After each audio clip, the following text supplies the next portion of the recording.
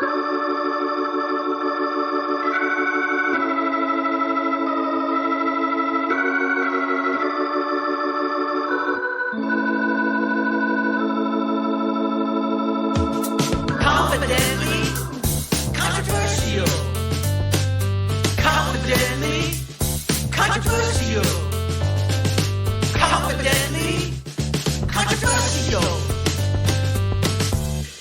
everyone. Woo, woo, woo. Stop it, Kim.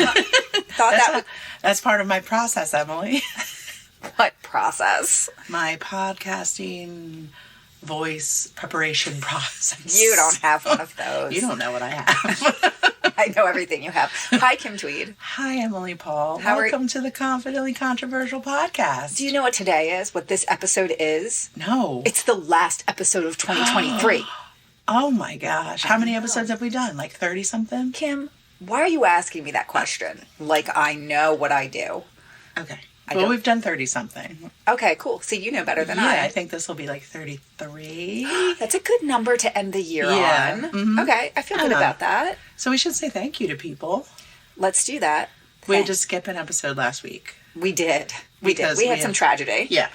Some tragedy. Mild tragedy. We had mild tragedy. Our producer slash brother, yes, slash friend. Yes. My brother, Eddie. So my poor brother, Eddie, ended up getting hit with the appendicitis and was laid up in the hospital for several days. And yeah, so he's home. He's better now. He made it home for Christmas. Yes. So that was the important thing we were. Yes, and then you were a little sick. Yeah, I'm still a little sick. Okay, we sound a lot better. Do I? You do. I mean, if you start coughing, then we can't be friends anymore. I'm probably going to start coughing. My ear is still a problem. Really? But we're gonna just go right into this week and just be like, hey, I'm better, and ignore the haters. Well, as I always say, Kim, it's 2024. Same dream, different theme. You do say that a lot. I remember. So wait, it's not 2024 yet, though. It's not. It's a few days away. Okay. Do you have any resolutions? Oh, get my shit together. Is that your resolution? You're pretty together, Kim. I mean, I'm just going to say it. You're not like the big mess that you try and pretend to be. I mean, you're very organized. You are a baller and a boss. I didn't sign up to be a baller. And yet you are. You can't help but to be a baller and a boss. So this has come up recently, and it has me really thinking. Like, they were talking about at work, people making bucket lists and like bucket list items, and I don't have a bucket list. I don't have a. I think like, a bucket. If pressed, I have a hard time thinking of what I would put on my bucket list. Like, do you have a bucket list? Wait, I have a question. Okay. Emily, I'm calling on you. You raised your hand. Thank you. I did that so nicely because I'm a good student. A bucket list to me is very macabre because it's about dying. It's the things you want to do before you die. Yeah. And I guess there's part of my brain that goes, well, I don't like the finality of that because I like a list, and the thing I like about a list is I like checking all the things off. And at the bottom of that list is death. You die now. At the bottom of a bucket list. That's the last thing. It's like a horror movie. Like, if you complete the final thing, you die. Right away you die. But then that's the thing. It's like, okay, so I put together some things on a list, and then let's just say I get them all done in the next 2 years. Then you die. Do I die, or do I just have nothing left to look forward to for the rest of my life? No, you have to make more lists. Okay. Well, what? So you can't think of one thing that you feel like you want to do. Like, is there anywhere you want to go? Like, see in real life? I mean, sure, but I don't feel like I don't like write it down. Well, I also feel as if there's things I want to do, but there's also things. I feel like the things that I really want to do in my life, I have done. And you know what I mean? The things like I have a family. You climbed Mount Everest. Shut up. I do not. First of all. I know. Thank you. I would never. There's dead bodies up there. To quote Ellie Tweed, I would never. I would never. Ellie Tweed, the famous. So yes, would never want to do that. I feel like the things that I want are pretty simple. Like I have a home, I have family, I have work that is meaningful. I don't know. Is there a grand thing where I need to go and see the Great Wall of China? I do not. Right. Like if I see it, if it comes up in my life and I have the opportunity to do so, maybe. It's a long flight though. It takes a lot of effort and energy, and frankly, I just don't have the time. I would like to see Disney Paris, but even that, I feel like I would walk into and I'd be like, I like the one in Florida better. I mean, I'm not going to lie. Right. I feel like when I was younger, I went to Europe. I went to London and to England and France. And it was cool, but I feel like when I went over there was very much a part of me that became very patriotic. Oh, okay. Well, let's not talk about your nationalism right now. Maybe that's something to address in 2024. Perhaps. There's a difference between nationalism and Kim, I'm like Olympic level patriotic. I know. Okay, come on. You do wrap yourself in a flag. And yeah. So you don't have any resolutions, anything that you want to focus on for 2024? Do we have any podcast resolutions? Yeah. What are our podcast resolutions? To become rich and famous and not have to work anymore. Yes, we're going to manifest that shit right this very second. Put it out there. Right. Come on. Right now you're manifesting us winning $10,000. Just $10,000 in the lottery. Like that's so weak, right? Yeah. You're like, listen, I'm not going to be greedy and ask for the whole kit and caboodle. No, I don't need millions and millions. I just want $10,000. Right. Thank you. Right, but like, guys, we won't tell you if we win. If we win $10,000? Yeah. I guess not. No, I won't want to tell anyone. You wouldn't tell anyone? It's just our $10,000. No, I don't. Yeah, I don't know who I would tell about that. It would come up on our taxes, though. Well, all of the people out there are probably going to see our taxes, so they would know. Well, you're right. When we run for president, they'll have to see all of our taxes, and then they'll know, and they'll say, "Oh my gosh, they won that $10,000 they were trying to win." That would be amazing if that happened. Yeah. I'm just saying. Okay, do we want to talk about our movie today? I don't know. It's your movie. You're the boss of this whole project. First of all, you're being very mean from the get. From the get. I'm nervous about this movie. Why? Because you told me it's a little long. I did, Kim. I was making a joke. Oh, okay. Because you were saying you were like, oh, is it just an hour and a half? And I was like, no, it's Oppenheimer.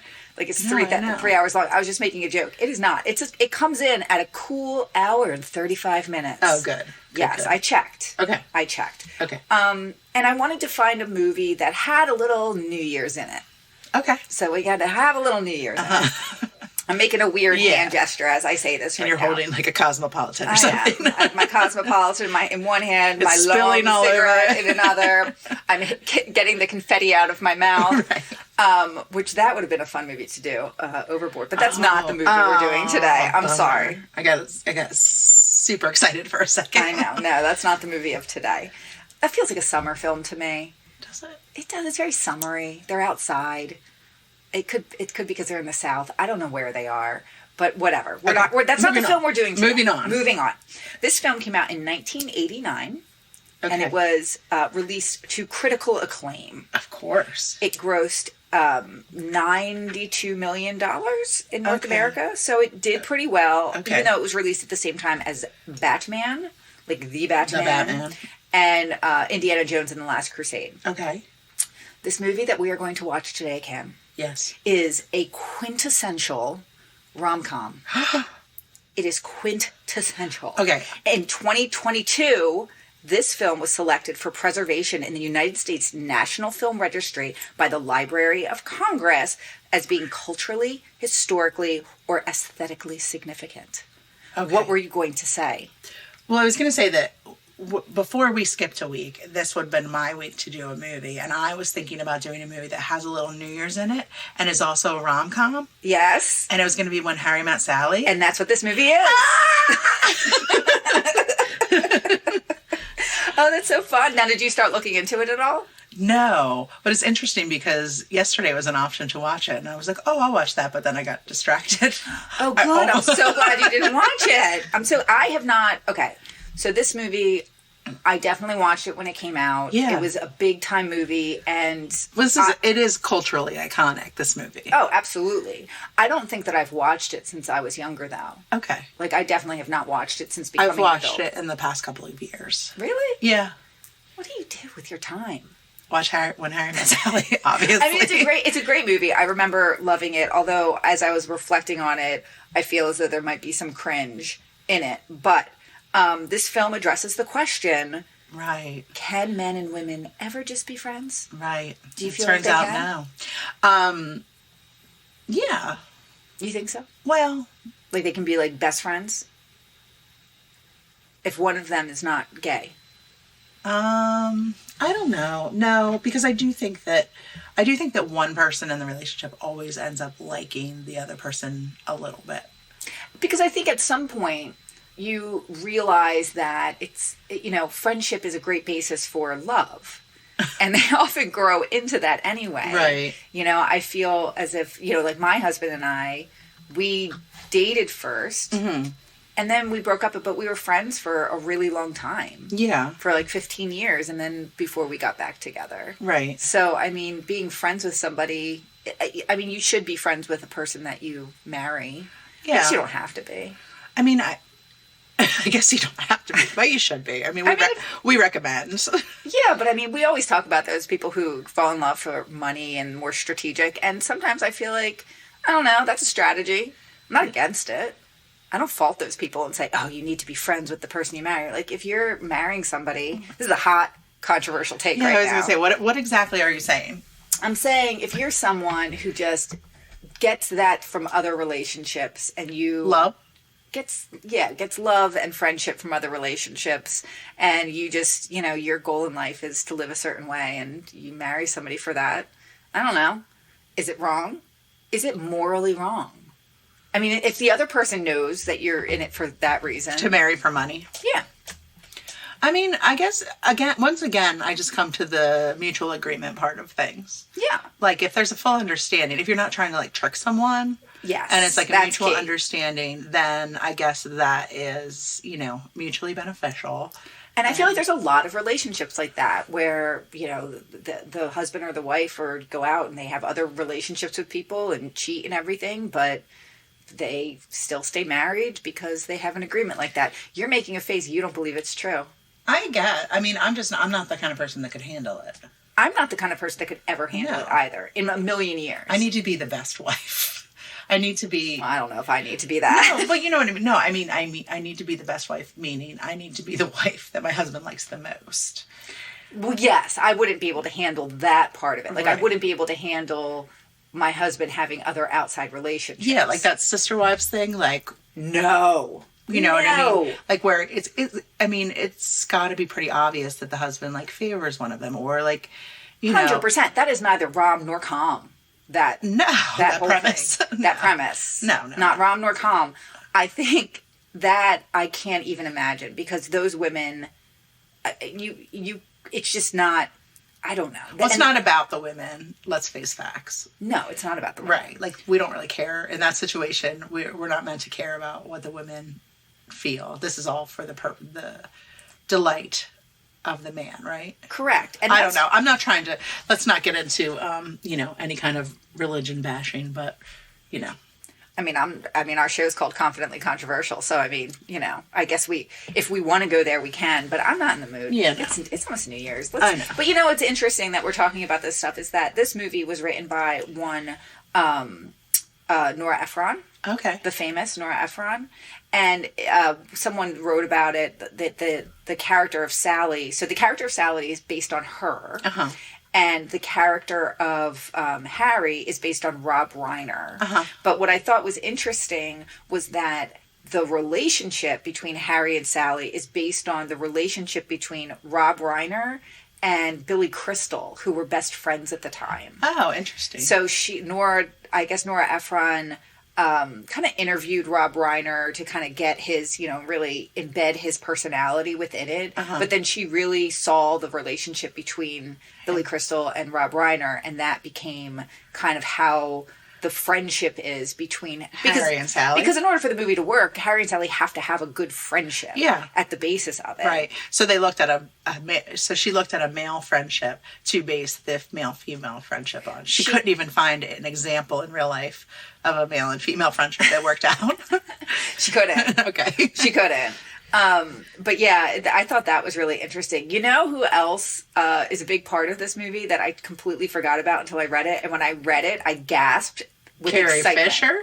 No, well, I love Carrie Fisher. Harry Connick Jr. provided the soundtrack for this, which I feel was everywhere at this time. With his version of It Had to Be You. Oh. He won a Grammy for this soundtrack. Okay. Oh, you don't care about Harry Connick Jr. I don't. I know. I mean, I medium care about Harry Connick Jr. Yeah, medium care. I medium care. Yeah. Like, I'd be excited if he, like, walked in the door right now. I'd be like, it's Harry Connick Jr. I'd be like, why are you in my house? Excuse me, Mr. Connick Jr. I don't believe you were invited to How this podcast. can I assist you, sir? So, Tom Hanks, Richard Dreyfuss, Yeah. Michael Keaton, and Albert Brooks were all offered the role of Harry, Oh. but all of them turned it down. Interesting. Which, Albert Brooks, again, I know. that dude. He was the go-to guy. Who just turned down everything. Everybody wanted him in their Right. movies, and he was just like, no, Well, I'm not doing it. Ask a kid who Albert Brooks is. This is why. I mean, ask a kid This is why they don't know. I'm sorry, ask a kid who Billy Crystal is. Although my kids recently watched City Slickers. I was gonna say. And they really enjoyed it. Yeah, I bet. Yeah, it's a pretty great movie. But Tom Hanks kind of was like shitty about it and thought it was like a little too lightweight. But I guess that was when he was getting into his Philadelphia era, where he was becoming a little bit more serious. When did he do like You've Got Mail? Because these are basically like all the same movie. He did You Got Mail after after he got his Oscars. Like, I think it was after that point. Okay. Yeah, but maybe he made a mistake. Maybe. Well, Albert Brooks felt like the movie was too reminiscent of Woody Allen's work, and a lot of critics have actually called this movie Woody Allen light. Yeah. But what was interesting is that Nora Ephron is friends with Woody Allen and actually appeared as an extra in some of his movies. Okay. Which, I don't know. Interesting. Another interesting fact about this is that in early 2004, this film was adapted for the stage in a production starring Luke Perry and Allison Hannigan. And I always feel like early 2000s isn't that long ago, but for some reason reading that sentence, I'm like, wow, 2004 was really a long time ago. Well, those two people alone. I know. Huh. Interesting. I know. Would you have gone to see that production? I mean, if it was at courthouse. That means if it wasn't out of the way. If it didn't cause me and the tickets were free. A lot of stress and I knew where I could park, then yeah, I could go. If maybe there was like a hotel as part of it and you had to stay. Yeah. Yeah. Okay. But yeah I wouldn't go out of my way. For sure.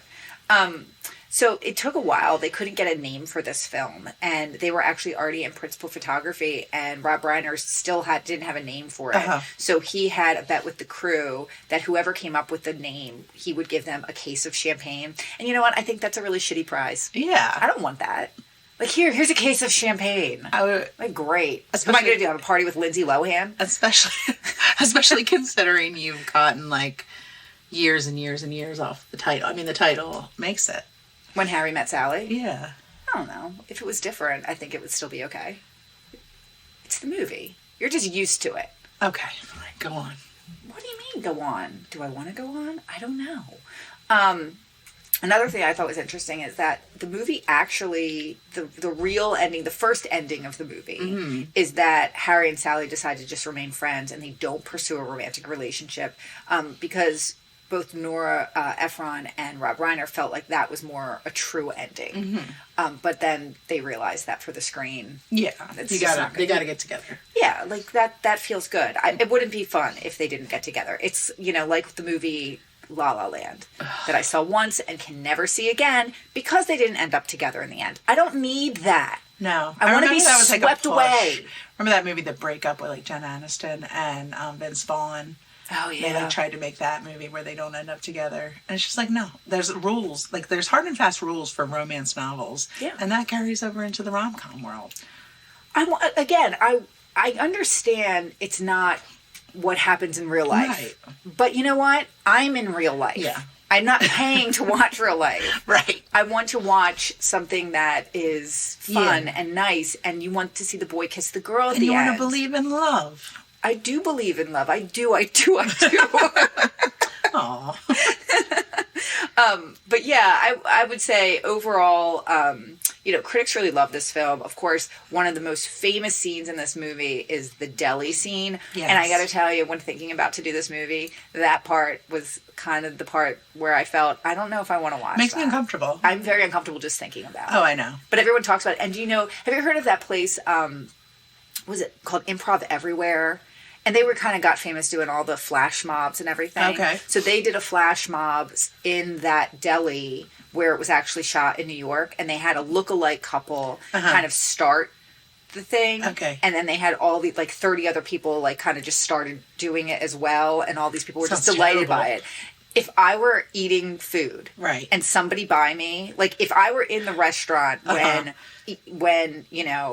what's her name, Sally, Meg Ryan starts faking an orgasm, I would be so angry. I'd be like, you'd be angry. I would just be embarrassed. Angry and embarrassed. I'd be like, shut up. Why are you doing that? Embarrasses me. To think about it, it embarrasses me. And why is that?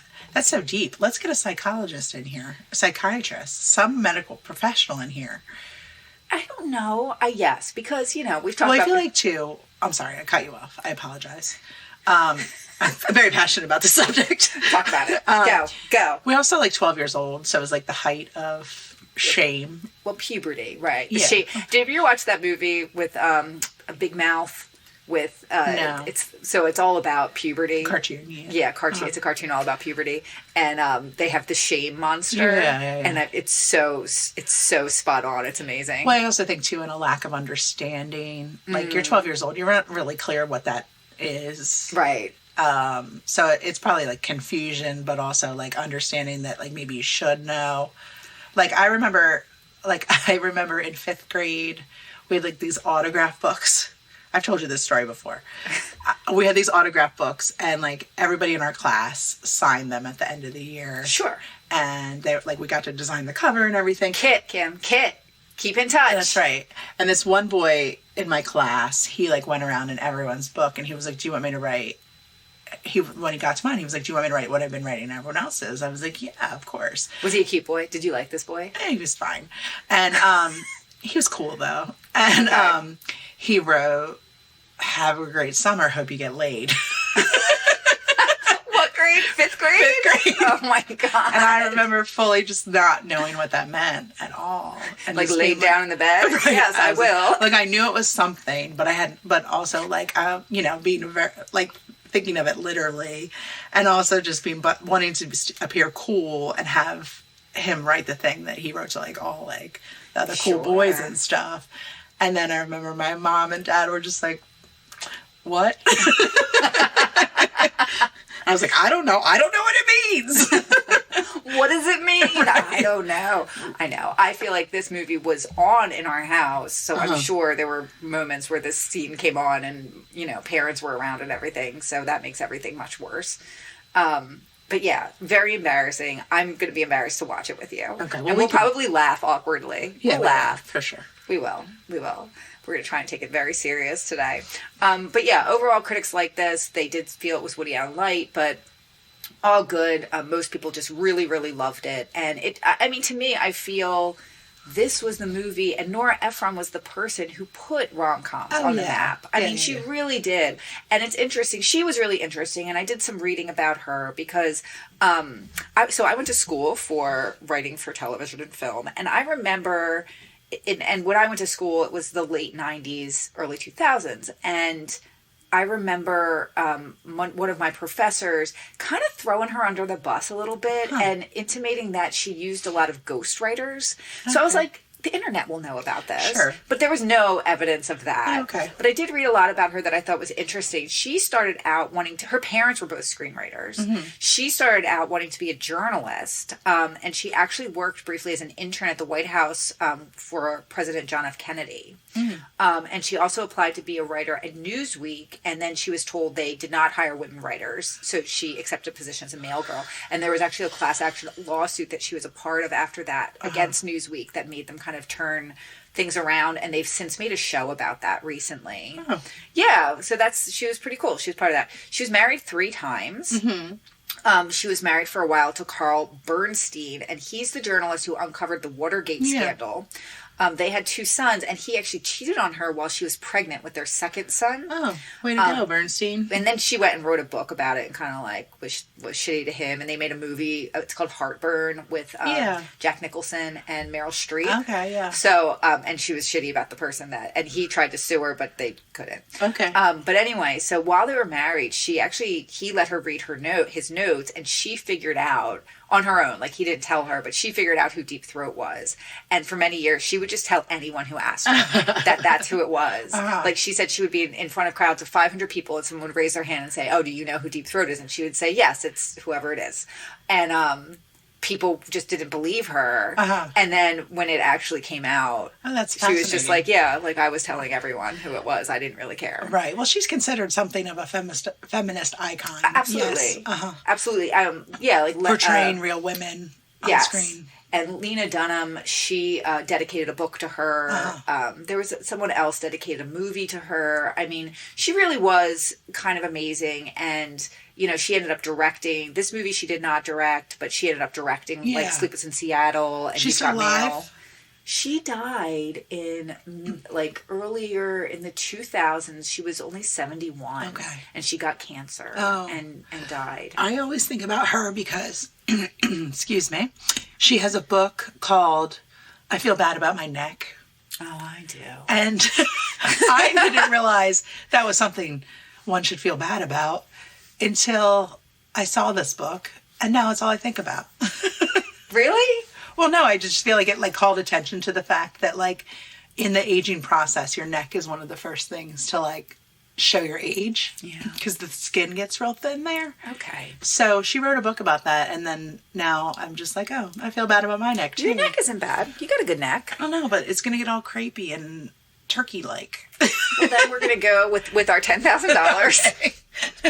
Some jacked up plastic surgery. We'll get some jacked up plastic surgery down in another country. Okay. And or ours. I think you could just as easily get some jacked up plastic surgery in our country. Uh-huh. And I'm not that patriotic. I'm not that patriotic that I'm blind to the bad plastic surgery that happens right here in the good U.S. of A. But yeah, I worry about that too sometimes. Yeah. Yeah. Yeah. Ugh. But we're not, 2024, we're not going to worry about that so much. Okay. Let's go look at Meg Ryan's neck. It's probably a nice neck. She was so young and so pretty. Yeah. Yeah. Okay. Let's go watch it. All right. All right. Bye.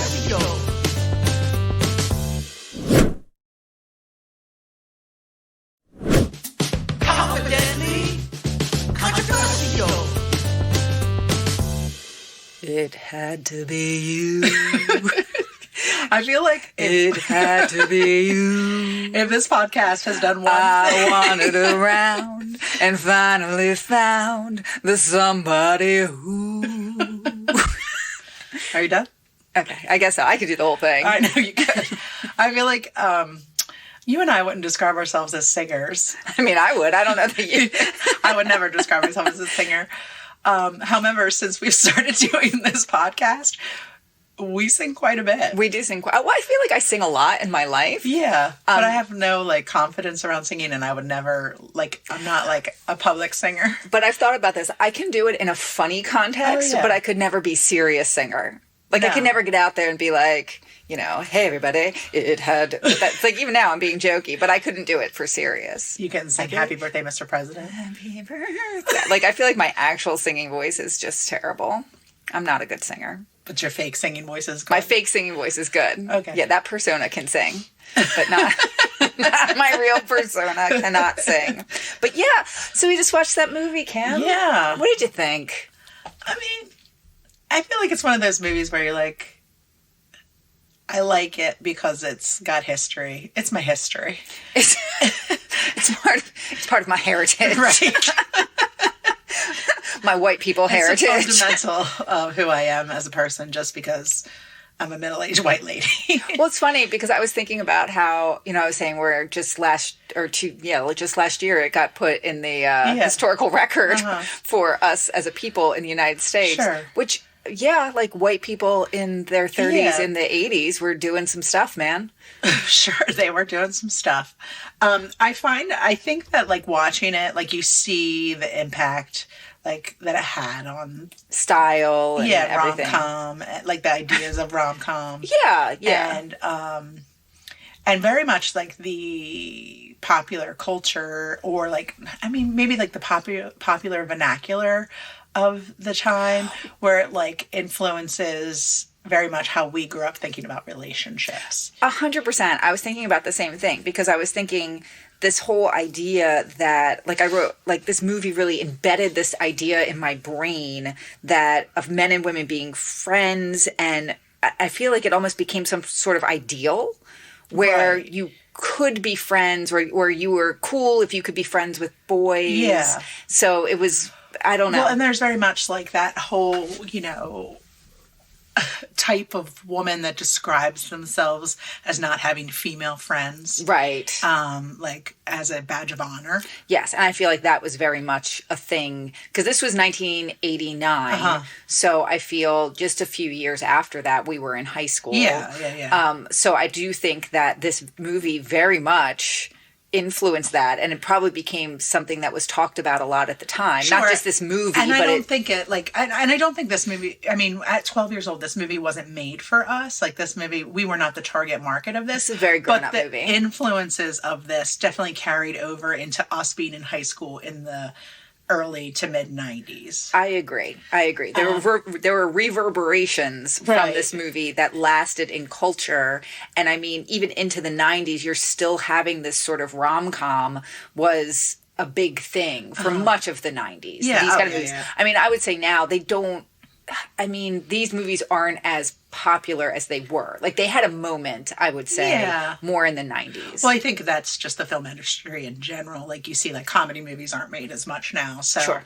But, I mean, other networks, I mean, the Hallmark Channel has built a genre, a complete genre around the rom-com. Like, the Christmas holiday movie, those are all rom-coms. Why would you say they're roms?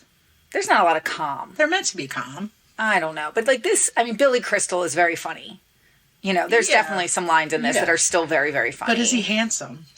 Is he handsome? I mean, I wouldn't kiss him. No, you wouldn't. But also because he's old. Like, I'm older than he is in this movie, probably. Oh, for sure you are. But he's always older than me. Yeah. So and I can't... He's scrawny. His arm. Yeah, we saw his arm. I know. And I'm not, like, diminishing people who are, like, you don't have to be big and muscly. No. Not everybody is. Right. You know, who am I? Let's go back to the comedy bod. He's got a comedy bod. He's got a comedy bod. Him in those, like, running pants. Okay, hold it. There is a scene in this that's literally not more than 15 seconds long. No. And it's of Billy Crystal and Bruno Kirby, and they're walking in Central... They're walking, like, speed walking for health in Central Park. They called it jogging. I was like, that's not jogging. That's power walking. That's walking. No, jogging, you gotta... Walking, jogging, you, like, bounce a little bit. Move. Yes. But they both had on... So they were, like, normal from the waist up, wearing just, like, you know, sweatshirts. But from the waist down, they were wearing, like, tight running pants. Yeah, that like a woman would wear. Leggings, like women's leggings. Like women's leggings. Yeah. Was that a thing? For men to wear those? Yeah. I don't know. Like, I remember biker shorts were a thing. Yeah. So they're just long biker shorts with, like, the stripe down the side. And, like, Bruno Kirby's didn't even match his sweatshirt. It was kind of weird. And had that, like, arc that, like, framed his hiney. You know what I mean? Like, I don't feel like Billy Crystal even had a hiney. Like, he's so scrawny. He's so scrawny. Well, that's the thing, too. Like, early on in the movie, when, like, Sally and him ride together from the University of Chicago, that's where they met. That's their meet cute. Yeah, I guess. Yeah. He, like, reaches into the back seat, and there's, like, a lot of focus on his hiney. Yes. Like him, and I'm just like, are you supposed to be like, oh, cute hiney? Like, are you supposed to be like, oh, I see, he's foxy? I don't think so. No? Like, he's not really. No, but she's gorgeous. Well, that was a thing that I read. Some reviewers had said that they didn't really have chemistry, or that they didn't buy it because he was just so, like, he's a comedian. He's more acerbic, and she's this other thing. But I feel like it works. Like, they have chemistry. Like, you're happy when they get together in the end. Well, it's funny because in the beginning, it's very much set up as this, like, two opposite people coming together. Right. And I read about, like, immediately when we started watching it, for some reason, it pops into my head, the yin and the yang, which is not like, Not like a phrase that I commonly think of or use, but I Googled it and it was like there was fully like an article about those two. What? It's a thing, Emily. You know what the yin and the yang is? You don't know what it yin is? yang. You know what a yin yang is? I know what a yin yang is, but the way you said it was so funny. You know, you have the yin and the yang. Listen, The yin. the yin is the universal male energy. Oh, The is it? yang is the universal female energy. And the way that those two convalesce. I would think the yang would be more male. It's not. I wrote it down. Okay. The yin, male. Okay. Yang, female. Okay. It's I just mean, a fact. I don't know. I feel like it should be opposite, but I'll go take that up with whoever invented the yin and the yang. But was it supposed to be that there's, because I feel like they do have a lot in common though. But I think that because she's so particular and he's so like, he's plain and he's just very like matter of fact, and she's so like prim and proper. I think that's what it is. It's, you know, the yin and the yang. Oh, I see. The yin and the yang. Got it. Yeah, I feel, I wrote down like at the beginning of this, like as I started watching it, I really felt like I've never watched this. Oh, really? Just because it's been so long. Yeah. And then even, I don't know that, I mean, I was young when I watched it. And I watched probably it as a didn't, kid.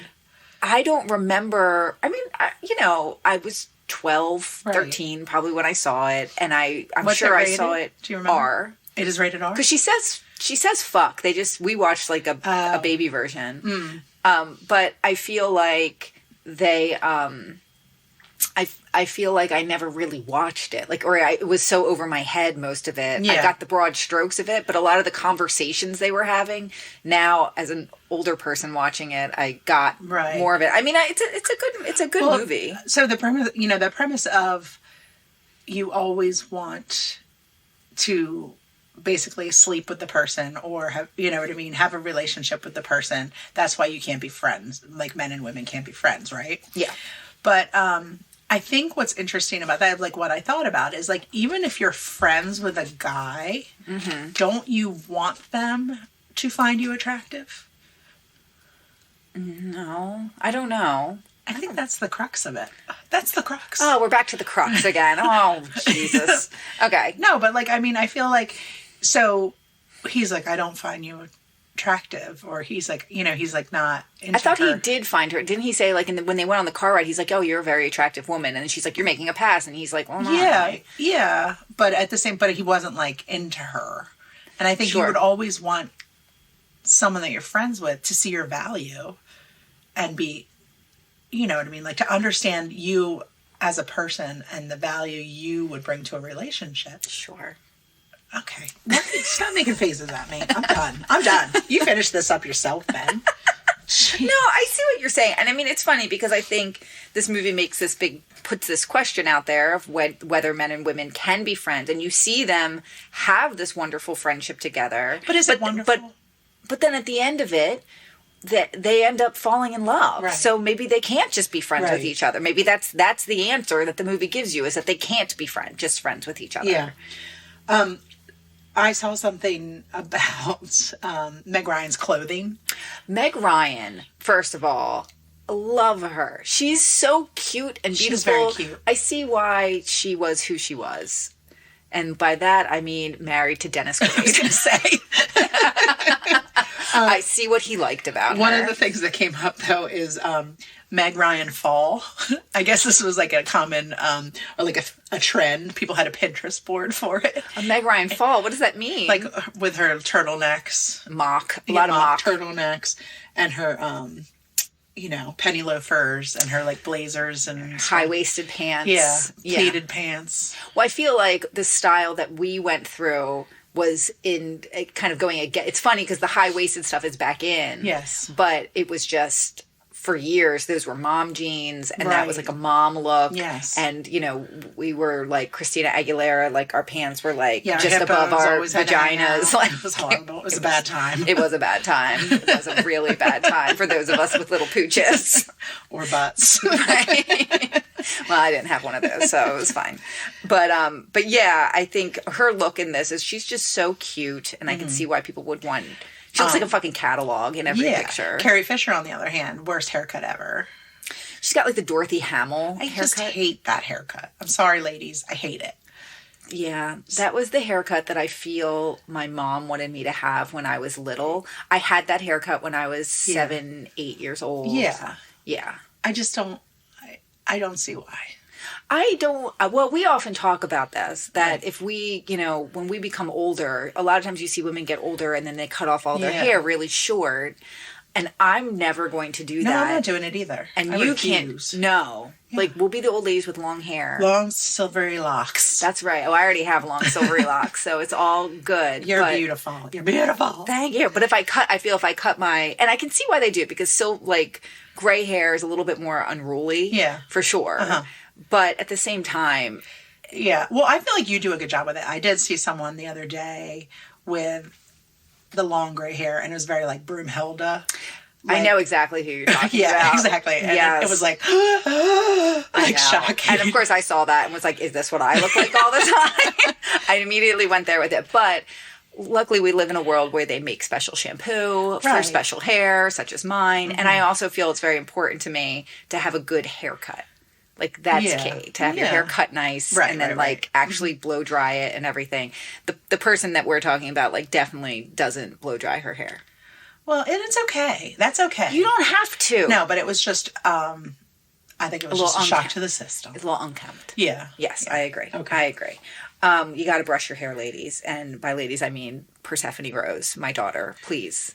Brush your hair. We're not talking about her. Okay. She doesn't have long gray hair. Not yet. But one day she might. Did you know that, so in this movie, they make a big thing about the way that Sally orders her food. Yeah. She's a little picky uni, which I would hate. I hate it. I hate the fact that she's so particular. Well, see, I want to talk about that because I did write that down, and they bring up that conversation of high maintenance versus low maintenance women, and I think that is something that is also carried over into that was time, and that idea that a low maintenance woman is the ideal. Yeah, because we don't care. You know, we just go with the flow. We do whatever you want to do. Right. Well, I like how it's interesting. What I was going to say was that is based on real life Nora Ephron. Yeah, I saw that. And I think, and she said the same thing that they say in the movie. I just like it the way I like it. Right. You know. And what's wrong with that? There's nothing wrong with that. Right. I just feel I don't care about that. I go to a place where the waitress hates me. I understand.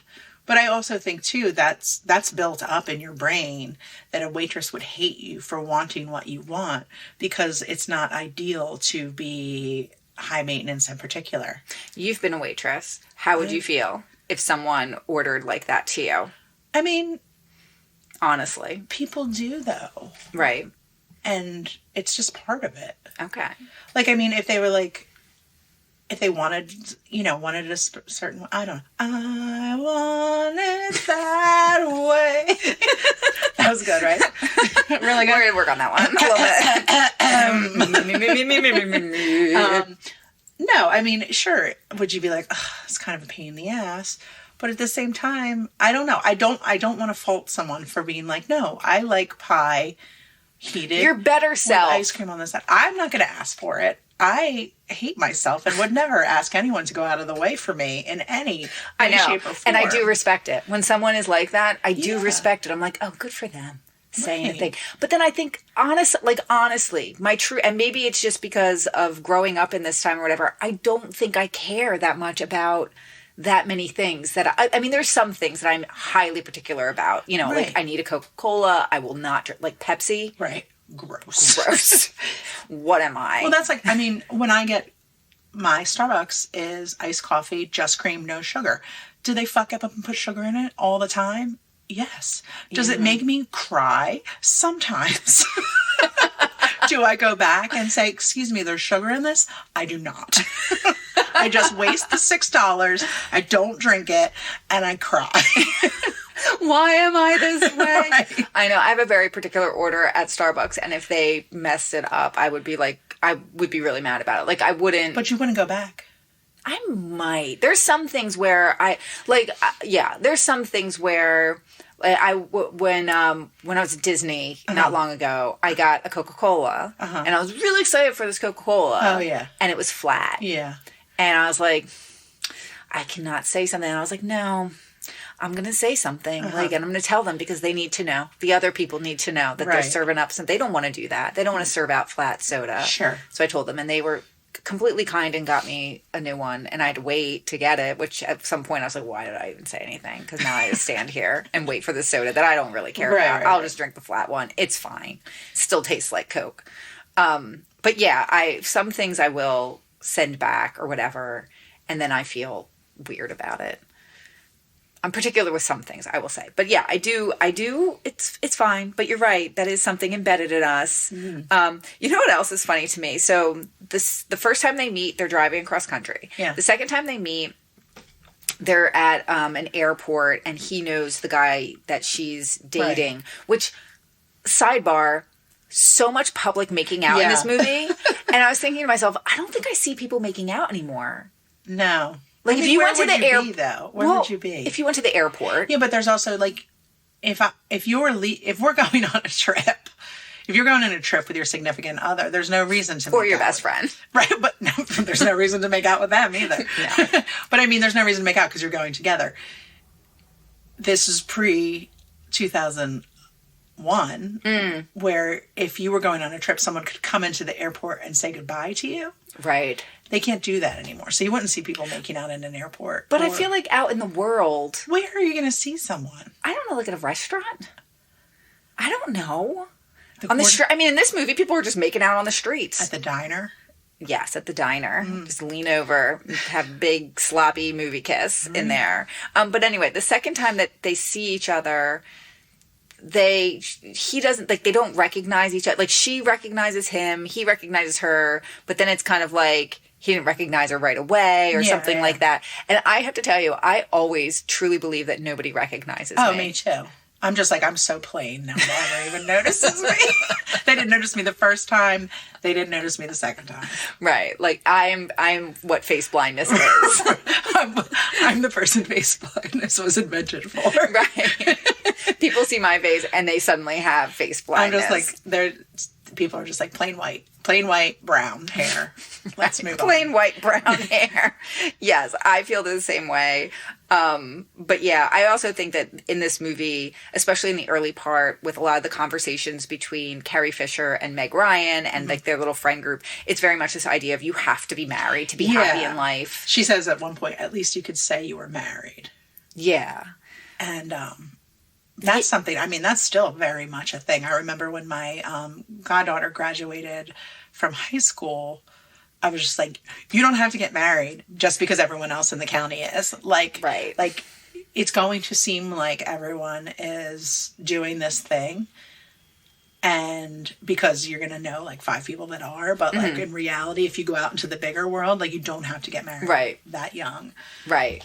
I don't know. It's interesting to me how that works. It's, you know, I think I tend to think nowadays people wait a little bit longer. I think the statistics kind of back that up. But then, you know, there's also people who definitely get married pretty young, you know, like, which is fine. I just don't feel like people should feel that pressure. If that's somebody, if you've met someone and you're in love and that's what you want to do, I think that's great. But I also just feel like with us, when we were younger, it was more that idea of, oh no, you have to get married. You have to have kids. So then all that time in between, like I didn't get married until I was, you know, in my early 30s. Yeah, same. So all of that time in between was like stressful, and it shouldn't have been stressful because I was doing good things. Because speaking of bucket lists, that's one of those items that you're supposed to have on your bucket list that you have to do, or you're less worthy. Yeah, absolutely. Absolutely. It's a big thing. And then people just, you know, think about their weddings constantly and all this other stuff, and it just becomes this big, huge deal. And I guess, I mean, I don't know. I think people should understand that they don't have to. And I always tell, like, anyone who will listen to me that it's fine to just wait and have fun, and it's the best time in your life, and you can build a career and you can do whatever you want to do. Don't feel like you have to rush and find somebody to get married to. I think something else that this movie may have invented, or not really invented, but highlighted, brought into the public sphere. Was that idea of if you say someone has a good personality, it means they're ugly. Is it this movie? I don't know. Like what? I feel like there has to be some sort of like jokey 80s movie before this that was like, oh, she's got a good personality. Right. But this idea that... Was that Midnight Madness? No, I don't know. But I mean... It still was very much talked about in this. And right, I do think... it's not possible. You're either hot... Right. Or you're interesting. Right. What about those people who are neither? Rough. You got a fucking hobby, am I right? Yeah. I know. Well, I just think that so much of this movie and the conversations they're having really just shines a light on this idea that your worth is totally wrapped up in the relationships that you have in your life. And, they're both, the one, like Sally in this, she's a writer for The New Yorker, right? Yeah, and he's a lawyer for, a political lawyer doing advocacy work, which is very interesting, but it just does not come up. Yeah, the value is placed on what someone else thinks of you or decides you are. Right. And I think here's another interesting thing, like the dating of the married man. Yes. Like I feel like that I've never known anyone who has done that. I don't think I've known anyone. Have I known someone who has that I'm just not I don't think so. I don't know. I don't know either. I don't think I've known anyone who's dated a married man. No. So I feel like you need to know someone who's been in that relationship to know anything about it. But I feel like if I did know someone who was in that relationship, I would be very uncomfortable with it. I'd probably think about it a lot. It would probably give me anxiety. Oh, yeah. And like if he came out and you were like hanging out with that guy and the whole time I'd be like, oh my God, where's your wife? Where's your wife? You have a wife. Cheating. Like, you just start blurting out. Cheating. You're a cheater. Married man. She's a wife and it's not her. Yeah, no chill. No chill. I was like, I'll just go. I'll just leave. Obviously, I'm not cool with this. You guys seem to be. But I mean, those relationships happen all the time. Oh, yeah. And this idea, like, she's, Carrie Fisher's character just constantly is like, he's never going to leave her. He's never going to leave her. And that's like a trope. Yeah, for sure. And I mean, like you hear of people. I mean, I've heard secondhand. Right. Movies mostly. But in real life, like I've heard about some people who date, married men. Uh-huh. And I just don't understand that. Because again, is that because in my mind, it's that you would want to marry someone. You would want to have that security in a relationship after a while. Right, then it's like, maybe it's just nice to have nice things bought for you. Well, it doesn't mean, poor people do it too. It doesn't always have to be. Okay. In my mind, it's a rich person thing. Non-prostitutes do it too. I mean, isn't it? But I guess that's my brain saying, well, what's the point? Like, what's the point of entering this relationship with this person where it can only go so far? All right, picture this. Picturing. You have a job. I do. Mm-hmm, that you're really good at. I do. And you throw all your time, energy, and effort into it. I do. And you go out and do stuff that you want to do when you want to do it. Mm-hmm. Right? I do. And you live this fantastic life where you're not worried about coming home and providing. Okay. Or worried about what your husband or boyfriend or significant other needs. Okay. You just get to kind of do your work and live your life. Sure. And then every now and then you get to smooch it up with a guy you like. Okay. Well, you're selling it to me now. And it's very easy. But it's stressful for that guy. Stressful for him? Well, can you imagine balancing having a girlfriend and having a wife? What if you had a boyfriend and you had a husband? I wish. No, I don't wish. That would be terrible. I would less men in my life. The stress of that just seems terrible. No. Okay. One more thing that I wanted to bring up. Oh, there's more. One more thing. A big thing in this is who you're going to kiss at New Year's. Uh-huh. I remember that being such a thing when I was younger. Yeah, it having to be a thing where you're going to be somewhere where you're going to kiss somebody. Yeah, I guess. No? Wasn't a thing for you? I mean, I remember it. I don't remember many New Year's smooching someone at midnight. Really? I don't No, I don't think so. I don't think it was like, I don't know. I Wait, I have a question. I have a couple of questions. Okay, go ahead. Do your thing. First question is, has anyone that you've ever dated married the next person that they went out with? No. Oh. No, I don't think so. I know it has for you, though. Yeah. Yeah. Sorry. No, it's okay. What does it feel like? Shitty. No, I mean, I do feel like there is something to it, though. Like, Yeah, because it's because like a direct choice of not you. Right, like it wasn't working out with you, but that's what I want. I wanted to get married. Yeah. I wanted to have that thing, but not with you. Right. You were not the person I wanted to do that with. And my relationship with you sucks so bad that when I met this person, I was like, holy shit, she's the one. She's way better than you were. I never knew it could be this good. Right. You were really ruining my life. This is what love is. Right. No, I don't think that that's the case for anybody I've ever been with. But it's funny to think of who you're married to, yes, and the person that they were with before you. I can't. I'll kill her. But if you think about that person hates you like that. Good. She should. Because I'll kill her. To this day, how long have you been with that man?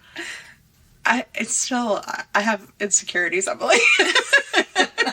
You will cut a bitch. Uh-huh. Okay. All right, what my other question. Okay. Have you ever slapped anyone? Yes. No, like I punched someone in the face. I know you punched someone, but have you ever been so upset and having an argument with someone that you were like, oh, psh. I don't think so. No. Have you? No. Okay. Mm-mm. I'd like to, though. Don't hit No, me. I wouldn't. Now I'm going to be scared. I wouldn't. I'd be like halfway to slapping and be like, oh. Like, look at your hand. Like, what am I going to do? What were you going to slap me? I can't believe you were about to slap me. Right. That's funny. Any other comments about this movie? I just think, too, there's just so many relationship stereotypes in this. Oh man, because so at the many. end, the whole movie's a relationship stereotype. He rattles off stuff that he knows about her. Yes, it's very much that he knows her, and that's why they're in love. Because he and I feel like that's very much permeates relationships, where it's just like an expectation to know how the person likes their coffee, right, and what they would order from a restaurant, and this ability to be able to understand your person to a level. Here's the thing. It's not, the real relationships aren't when you know about how their face crinkles up when they're concerned or something. The real relationship is when you know what their fucking farts smell like. Oh, God. Jesus. Well, I guess I'm not in a real relationship.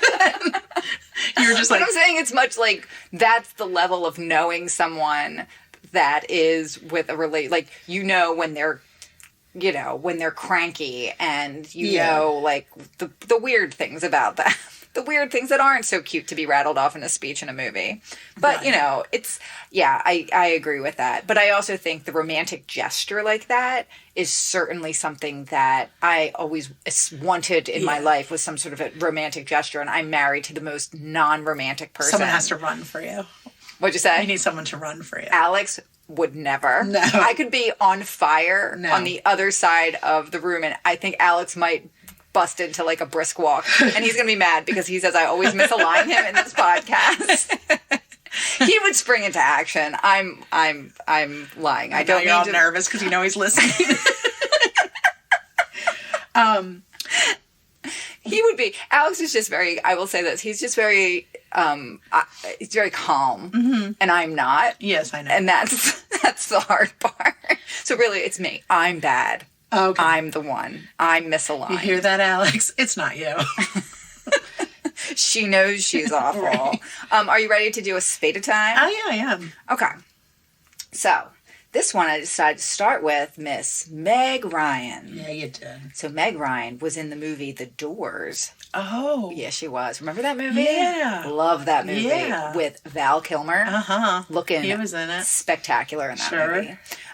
Val Kilmer was in a movie called Kiss Kiss Bang Bang with Robert Downey Jr. And as we all know, Robert Downey Jr. and James Spader are like best friends.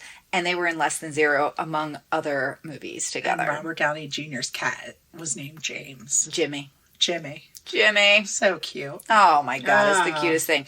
Well, we want everyone to have a wonderful new year. Yeah. Listen to our podcast, go to a party, Kiss someone at midnight. kiss someone at midnight, or don't. Do what you want to do. Or you know what? We know how old you are. You're not going to stay up till midnight. No, I'm not. Like, this is not going to happen for you. And you should be okay with that. Yeah. You should enjoy sitting on your couch, have yourself a little glass of wine or something. Yeah. And just go night-night. Go night-night. Have 8:30. an after 8 mint. Yeah. And after 8. When we had New Year's at my house, like when I was a kid, that was always like the thing. My mom would get after 8 mints, and they were so special. In like the little black box, and they're like, you unsheath them. And then all the little wrappers are everywhere. Right. But nothing says New Year's to me more than an after 8 mint. And I never have them at any other time. Well, you do stay up after 8 on midnight. So. That's true. If I'm after 8, I'm definitely having one of those mints. Remember when giving kids like fake champagne was a thing? Like sparkling apple juice or sparkling cider? It's still a thing. We do it all the time. Really? Yeah, we just did it for Christmas. Does it promote alcoholism? It promotes apple juice. Okay. We have to have the Montanellis. Okay. All right. So what's the thing here? Okay, the thing is that everyone should have a happy new year, Right. and we love you guys. We thank you for listening to our show. You should be following us on all the things. You should be commenting on our posts. You should be sharing our posts. You should be telling friends about this podcast because you love it so much and you love us so much, and we ask nothing else of you except for this.